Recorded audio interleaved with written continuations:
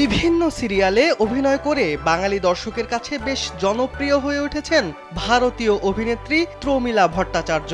সীমারেখা সিরিয়ালের মাধ্যমে ছোট পর্দায় অভিষেক হয় তার। এরপর একে একে কাজ করেছেন আজব সাজা, মোহিনী, মহাকাল, পৌষ ফাগুনের পালা, জীবনরেখা, একক দশক শতক, পূর্ব পশ্চিম, মোহর, পঞ্চমী সহ বেশ কিছু সিরিয়ালে। কাজের পাশাপাশি বেশ মন দিয়ে সংসার করছেন প্রমীলা। তার স্বামী মার্চেন্ট নেভির ক্যাপ্টেন, তাই বছরের অনেকটা সময় জাহাজে ৭ সমুদ্র ১৩ নদী পাড়ে কাটাতে হয় তাকে। এই সময়টায় ঘর কন্যা সামলান প্রমীলা। অভিনেত্রীর একটি মেয়েও আছে।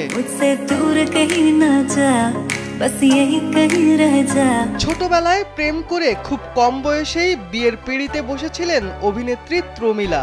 বিদেশে পড়াশোনা করেছেন তিনি। সিরিয়াল ও সিরিজে কাজ করলেও সিনেমা থেকে কিছুটা দূরে রয়েছেন এই অভিনেত্রী। শনিবার ছিল তার জন্মদিন। খুব নিরালায় নিজের জন্মদিন কাটালেন প্রমীলা। কলকাতার এক 5 স্টার হোটেলে কেটেছে তার জন্মদিন। এ সময় তার স্বামী ছিলেন না সেখানে।